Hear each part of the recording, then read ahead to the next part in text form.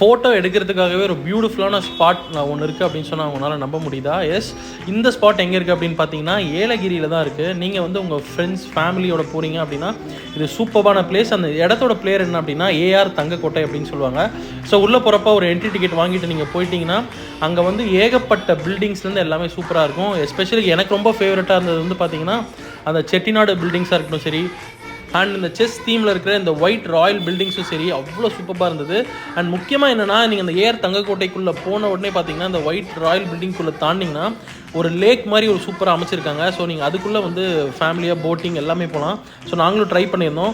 And அதை தாண்டி பார்த்தீங்கன்னா இங்கே ஒரு ஸ்ட்ரீட் இருக்குது, அதாவது ஒரு கோவில் தெரு. இதுக்குள்ளே போனாலே நம்ம கம்ப்ளீட்டாக வேறு ஏதோ ஒரு இடத்துக்கு வந்த மாதிரி தான் ஒரு ஃபீல் இருக்கும். இது வந்து ஏலகிரி மாதிரியே நம்ம நம்ப முடியாது. அண்ட் அதுக்கு கான்ட்ராஸ்ட்டாக பார்த்தீங்கன்னா இன்னொரு ஸ்பேஸுமே வந்து அந்த ஏஆர் தங்கக்கோட்டையிலே இருக்குது.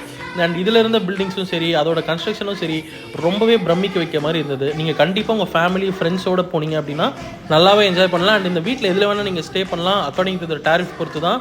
அண்ட் உங்கள் ஃபேமிலி ஃப்ரெண்ட்ஸோடு போயிட்டு ஜாலியாக என்ஜாய் பண்ணிட்டு வாங்க. So follow travel lovers for more updates.